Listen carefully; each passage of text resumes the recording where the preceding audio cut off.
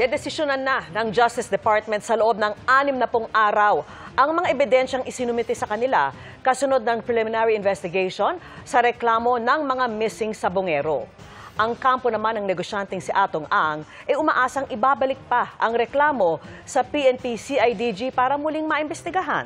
Nakatutok si Sandra Aguinaldo. Sa preliminary investigation na reklamo kaugnay ng mahigit 30 nawawalang sabongero, muling nagkaharap ang mga kaanak ng biktima at ilan sa mga respondents. 62 ang respondents sa reklamong multiple counts of murder, kidnapping, serious illegal detention at iba pa na kinabibilangan ng negosyanteng si Atong Ang.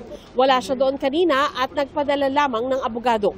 Kanina inanunsyo ng Department of Justice o DOJ na dedesisyonan na nila ang reklamo. The panel declared that the preliminary investigation is already submitted for resolution. That is after the complainant manifested that they are not filing a reply to the counter affidavits of the respondents.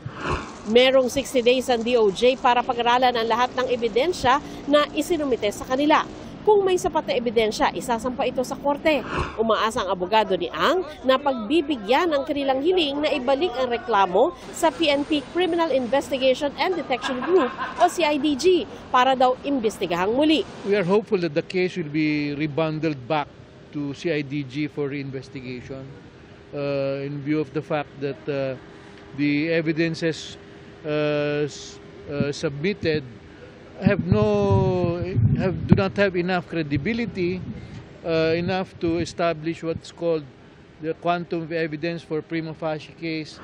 I believe that is alleged in their counter affidavit, and to answer that issue, we will address that in the resolution.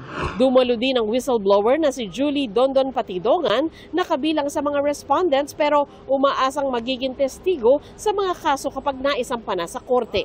Mag-aantay na lang tayo ng desisyon ng Department of Justice.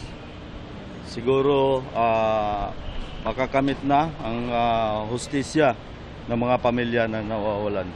Kampante naman daw ang mga pamilya ng missing sabongeros. Ang laki po ng pag-asa namin na makakamit na namin yung sa pagdating po sa resolution. Sana po pumabor sa amin, magkaroon na po ng warrant. Nag-usap-usap na po kami mga na this time meron na kaming witness na talagang walang magpapareglot. Ayon sa DOJ, nagpapatuloy naman daw ang investigasyon sa mga buto na nakuha sa Taal Lake, kung saan ayon sa whistleblower na si Patidongan, tinapon umano ang labi ng mga nawawalang sabongero. Kung magmamatch ito sa DNA ng mga kaanak ng biktima, makakadagdag daw ito sa kanilang ebidensya. Total number of bones recovered and submitted for examination is at the number 981. Okay?